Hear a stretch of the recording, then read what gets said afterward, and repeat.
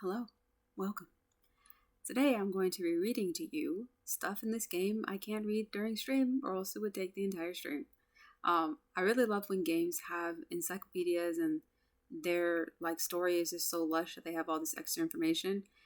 I really appreciate it. People came up with it, it's part of the game. So I'm going to read the things in Ni No Kuni Wrath, I think what is it? Wrath of the White Witch. I'm going to try my best to read them to you. Kind of like a companion to the game, basically, for after I'm done with my streams. So this is my first time doing this. I'm going to do this for other games like this. I know I have Oninaki, and that's all I have so far. But I have the last time I played a game with a really cool encyclopedia was Star Ocean. Until the End of Time. I think it's the third one. And I played only a couple hours of the game before I lost it. So yeah, here we go. So first here we have life lessons is just to the tutorial. I'm not gonna read the tutorial. Okay. I read it in game though. Creature compendium. Make sure my big face is not in the way. It is. So just a second. So here I have the creature creature. Oh, I hope hopefully the audio of the game is not extremely loud. Louder than me, at least. So we have the creature compendium. I've only seen 11 species so far. Alright, with my first being Might, who is also my familiar. Let's see here. I've not defeated any of them in the wild. Oh, let me, once again.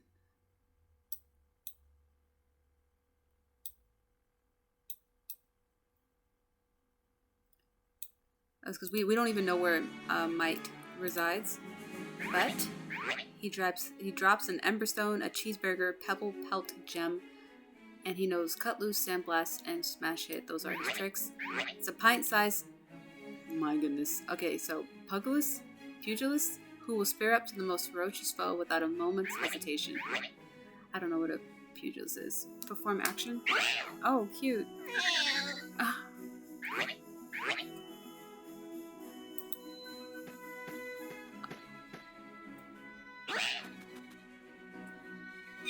Wow, he has so many actions.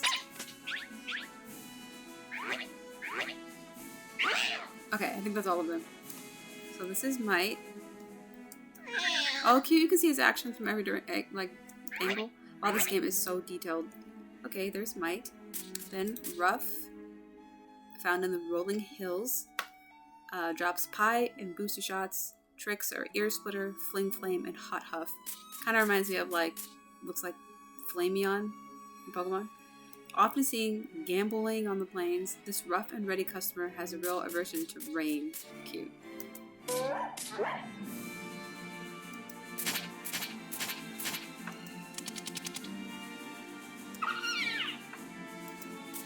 So I'm guessing this is a creature we could have.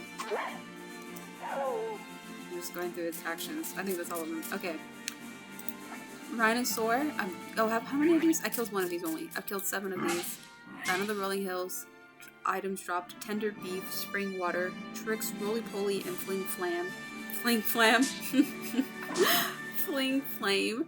It prefers to lead a quiet life, but if riled, it is perfectly happy to squish its foes flat. Very much like Pumbaa vibes from Lion King. Oh wow.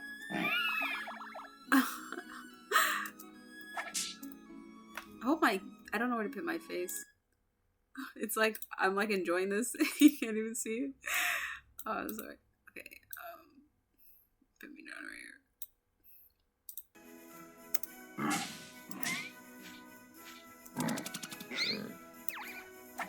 here. Okay. Then we have the Jabber. So 2 of these. Lives in the deep dark wood. Drops crunchy carrot and iced coffee. Oh, it drops iced coffee? Iced coffee is pretty rare so far for me. It can learn Smash Hit, Sandblast, and Fling Flame.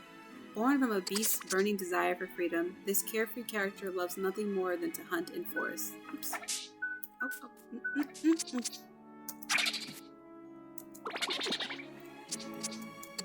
These are its actions.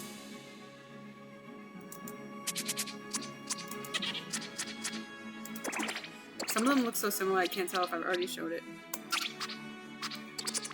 Okay. Next we have Bartender. Killed 5 of these. Drops white bread and Plainsworth. Oh, this drops the Plainsworth flower. I need this for one of my quests. Anyways, its habitat is the rolling hills. Tricks are Smash Hit, Poison Pinch, and Belly Buster. Anyone who strays onto its territory risks a stern kick or a fierce prod with its rear-mounted horn. Oh, that's a horn on the back of it? Okay. It's like a unicorn sheep. This one's pretty cool.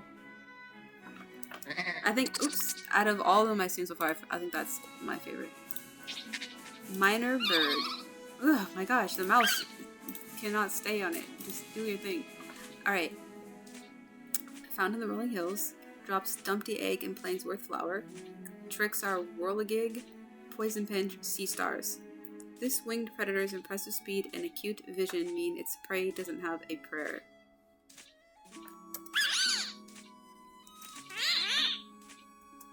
Yeah, these are kind of hard. I mean, if I had to, if there was like a challenging one. I don't like fighting these.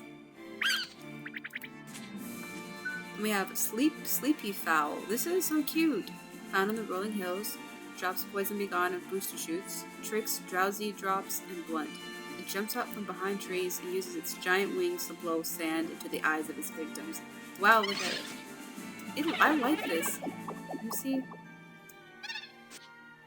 Can it fly?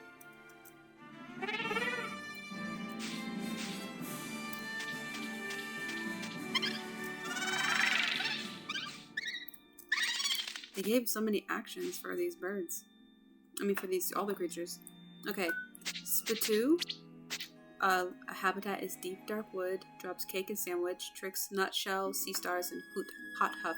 Okay, a lot of these look like Pokemon. This looks like C-Dot. Alright, an irritable creature who is fond of spitting seeds at anyone it doesn't like the look of. And that sheep looks like Mary, kind of. Like all the... Nah, there's another one. I think the third or second form of Mary. I don't remember what it's called, but it looks like the bartender in this. But this creature is cute, though. Oops. Ooh. Okay. Next, Whippersnapper. Habitat is deep dark wood. Items drop Sunday Booster Shoots.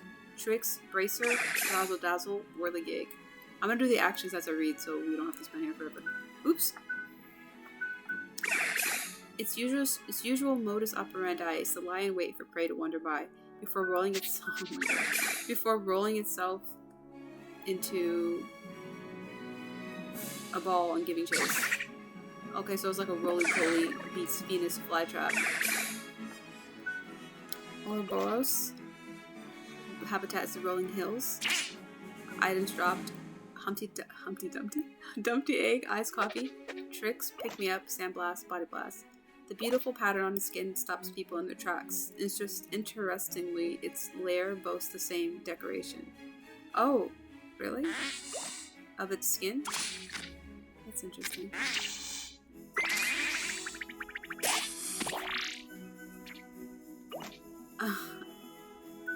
Teeny Bopper. I hate this one. Habitat is deep dark wood. Drops white bread and spring water. Tricks are Sandblast, Sea Stars, Thunderspark. A gifted tree climber who often sleeps in the canopy. Back on the ground, it will kick sand in the eyes of anyone who startle it. Interesting. I don't know what kind of creature this is. I mean, it's clearly like a bird thing. But I don't like it. Ugh, I don't like this one. Oh, Guardian of the Woods. Yes. Items drop Spirit of the Woods. Tricks Windfall and Bellow. The ancient protector of the deep dark wood. Placid by nature, but its rage can shake the earth. It's like one of those turtle creature type things. It only has one action.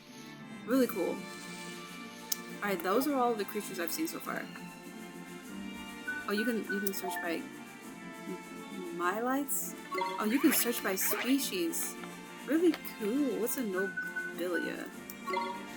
Oh, so those are like special creatures. And more to... I haven't seen those. Okay. Cool. Dangerous places. The deep dark wood is the only dangerous place I've been. Are there... Oh, there must be a blue treasure there. Oh, wait. Percentage explored. It says that 100%. So, must have not... What? I must have seen everything. Oh, cool. So it shows you the whole entire map. Species encountered. Okay, why does it say 0 out of question mark for blue, though? And it says I explored 100%, so I don't know. Progress report. Okay, 9%. You see, I just started this game. 9% Wizard's Companion completion. 2% Creature Compendium completion. Task completion 0%. Okay, yes, I have a long ways to go. So that's the Telling Stone. Now we're gonna look at the Wizard's Companion. So here is the Wizard's Companion. Read from the beginning? Yes. Oh, so this is really cool. Alright. Oh, and you can zoom in too. And that's zoom out. Here's a look to look at the details. There's a bird here. Snake head. There's more snakes and serpents. This is a doorway. Little angel thing. Angel peoples. Okay. Interesting. Turn the page. Alright. Oh. This is the Wizard's Pledge. I who trawl between worlds seeking mastery over the noble art of magic, do solemnly swear to abide by the 3 rules inscribed herein, and to strive at all times to be worthy of the name Wizard. The rules of wizardry. A wizard shall not tell a lie, nor bear falsehood of any kind. A wizard shall not take up his left shoe before his right be on. A wizard shall not venture out of doors when the tempest doth rage. Signed, Oliver. I was not about to put my name in this book. Okay. Because I think that... Never mind. Okay, next page. Oh, look at this. This is pretty. Let's see here what we got. So, this is like the tell... Didn't they tell us a tale in the beginning? I can't remember. I feel like I'm getting this confused with... I'm getting this confused with Trolls World Tour. There's a map like this in the movie where it explains like how first there was a bunch of like... Okay, I'm not gonna explain the plot of Trolls World Tour, but this picture reminds me of that. So let's see if I can figure it out. We got some 4 people here. I don't know, maybe they're prophets. They got this dark creature came over the land and caused spookage and chaos, right? And everybody was like, oh, I can see here. There's a lot of tormenting going on, buildings burning, bodies dying. And then we have this like neutral person being like, oh, it's so terrible. And then got some angels, I don't know. We got some people praying to see if they'd help. And this guy looks like he's listening to the prayers. This must be a wizard. He's got the book. He's got the compendium. And he's using his wand here. And he's casting a spell to maybe put the flames out or whatever.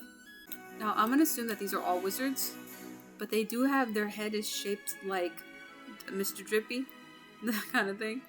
But I'm pretty sure this is a Mr. Drippy type of creature. I think this is actually supposed to be a fairy, and these are wizards, because he's got a wand too. And I don't know what this is, this triangle cake thing, but it's interesting. Interesting book. I don't know what all the little runes say, because I don't speak that. But, okay, oh, this is the contents of the book. Okay, chapter 1, Magic. Let's go to chapter 1. Alright. Magic. Magic mirroreth the soul, 'tis heart's desire proof. So the wizard ever as his goal keepeth wisdom, grace, and truth. Cute. I like that. So here's book 1, chapter 1. I mean. Okay, what is a wizard? What is a wizard? By opening this book and signing the pledge, you have indicated that you aspire to become a wizard. Before such a process can begin, however, you must first learn more about what becoming a wizard entails. Magic can only be performed by those who possess the necessary magic ability. Observe your reflection in the stone that's embedded in the cover of this book. If it appears vertically inverted or upside down, then you possess the inherent ability required to perform magic. Okay. Needless to say, it is the least that is expected of wizards who have chosen to sign the pledge. Wizards perform two main forms of magic: spells, which involve the drawing of runes with one's wand, and alchemy, which involves the combining of two or more materials to create something quite different. That's interesting. I've always kind of wondered what alchemy was in terms of spells. I kind of thought alchemy was spell casting with objects, like with supplies, basically, items. Spells shall be introduced in this chapter, while alchemy shall be discussed in more detail in the next. A tertiary school of magic concerning the use of familiars will also be touched upon in due course. Bear in mind, however, that the handling of familiars calls for talents quite different from those required for other types of magic. There are some who are capable of forming familiars despite not being able to cast a single spell. Like, this is witchcraft. Like, I know that this is what it says it is, but this is witchcraft. Like, this is what they do. Wizards who master spellcraft, alchemy, and the use of familiars are called sages. Becoming a sage is the highest honor that can be bestowed upon a wizard. It is a lofty goal indeed, but one to which you may aspire if you remain pure of heart and untiring in your studies and training. Though the path ahead will not be easy, it is one that all who would achieve greatness must read. Okay, so what do we learn? The 3 pillars of wizardry: spells, alchemy, familiars. Okay. Teachings for aspiring wizards. 1. The Great Sages. Okay. The 4 great sages who inhabit our world are well known for their mastery of the 3 pillars of wizardry. They are unparalleled in their ability to cast spells and are superb familiar handlers. Less well known, however, is the fact that there was once one known as the Wizard King whose abilities exceeded them all. Alas, his memory now survives only in ancient texts. What happens if I click this? Oh, it just zooms. Okay.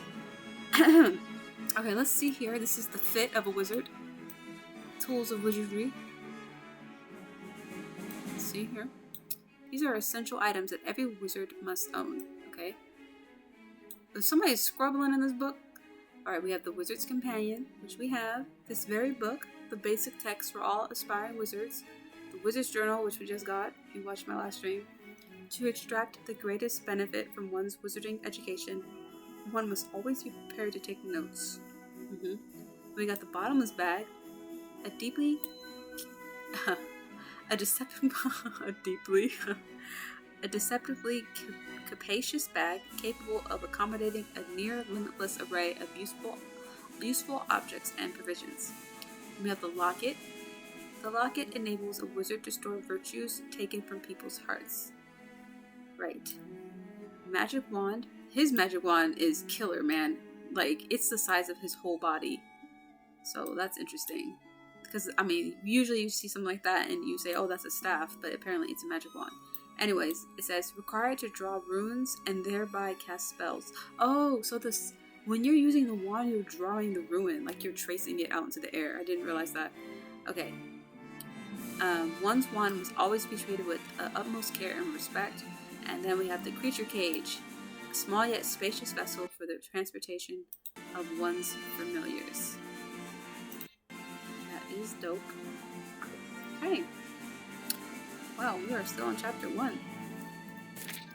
Okay. Teachings for aspiring wizards. The Locket. Let's see here. I love the drawings, the art. Joy and grief, pain and pleasure. One's heart comprises all these things and more. A heart may even contain too much of one and not enough of another. Such a heart becomes unbalanced, with grave consequences for its owner. The Locket is a special vessel in which virtues, the elements which make up a heart, can be stored. It is also capable of sensing the presence of people who possess an abundance of a particular virtue, glowing whenever such a person is nearby. With the proper training, wizards can learn to take some of a virtue from a person who has it in abundance and share it with others who are in need of it. Naturally, a person's heart is not something to be toyed with, and great care must be taken. Lest there be any doubt, using a person's heart for one's own end is despicable behavior unbecoming of a wizard. Well, I'm sure there are evil wizards who take advantage. I still think it's strange to even take pieces of someone's heart in this game. Alright, let's see what the virtues are. Let's learn some virtues. Okay. There are 8 virtues that can be stored in the Locket. Okay, we haven't learned this. We've only learned enthusiasm in my playthrough. So we have courage, kindness, ambition, belief, restraint, enthusiasm, love, and confidence.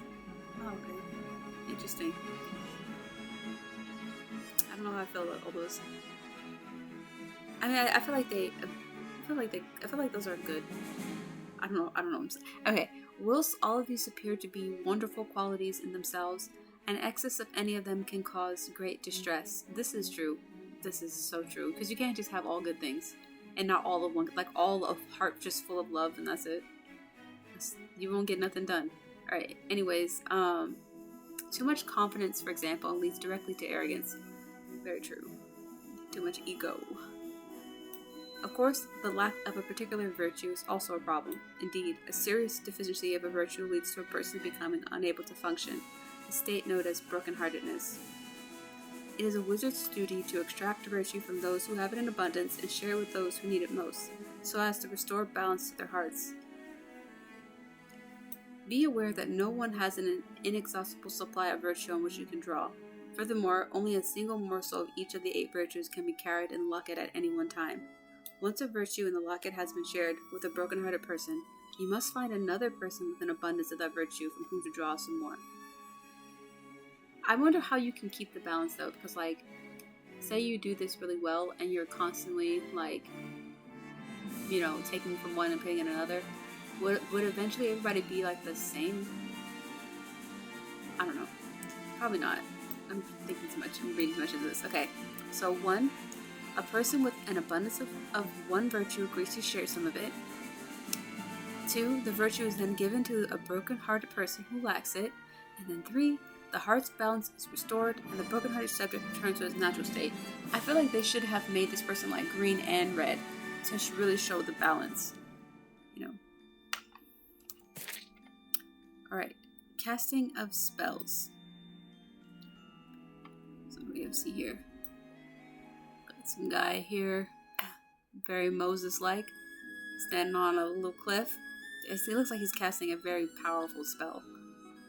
I don't know if you can make him out. Alright. Having read this far, you should have acquired some idea of what is required of wizards such as yourself.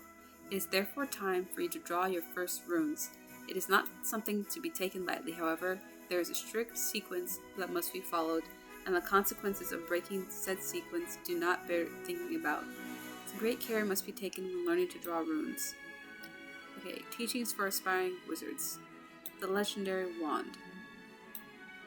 Let me see. The Morn Star. Oh, Morn Star is a legendary wand believed to have once belonged to one known as the Wizard King, and whose hands it could summon storms and raise mountains. Oh, it is claimed that there were once 3 magic stones set into the wand, but their whereabouts, along with those of the wand itself, have long been passed from human knowledge. Oh, so this must be like the depiction of the Wizard King, and he's like casting a hurricane. That was my first thought, that it's a hurricane, that he's... I thought UFO, but no, it's obviously some kind of hurricane. Oh, this teaches you how to draw runes? This is weird. I feel like this is a little too much for me. Okay. Contrary to popular belief, casting spells does not require the utterance of magic words. Instead, a wizard must use his wand to draw runes, arcane symbols, from a language which predates even the Nazcan civilization. Is that the same as the Nazcan lines? I don't know. Though the language itself is forgotten, its runes are still being drawn by wizards to this day. Okay, so this is how it teaches you. You hold out your wand with both hands when drawing runes. With both hands, the spell will not work if you fail to adhere to the specified order of strokes, or start drawing the strokes from the wrong position. The black line indicates the first stroke, the red line the second. Be aware that knowing the shape of a rune does not necessarily enable you to cast the associated spell. Some spells require a wizard to fulfill certain conditions prior to casting, while others may only be cast using specific ones. I did not reading comprehension any of that. Alright. So first, empty your mind and calm your heart. Put aside all evil thoughts.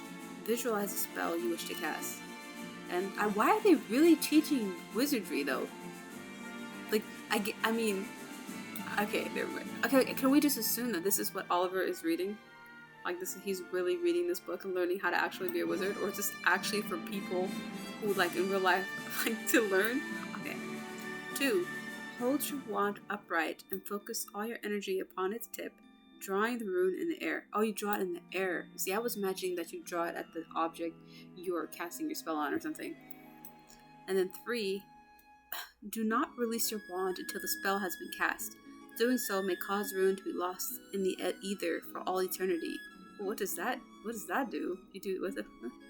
Alright, so first here's the first stroke is the black one. First stroke is the black line. Start the stroke here, and then the second stroke is the okay. I'm trying not to do it with my mouse because I'm not trying to cast any spells or anything like that. Alright. An inventory of ruins. Alright, so wow, this is all the spells we can learn. I don't know most of these. I know we know form familiar. Oh, okay. I don't want to skip ahead.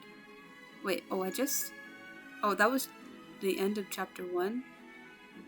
I don't want to look at the runes yet because, and at least not all of them, because I don't want to spoil it for myself. So I will stop here at chapter 1. Maybe I'll just read one chapter at a time. And then when I come back, I'll read the next chapter. Well, thanks for checking out this section of The Wizard's Companion with me. If you like reading out loud, that's what I like to do. Thanks for listening. Goodbye.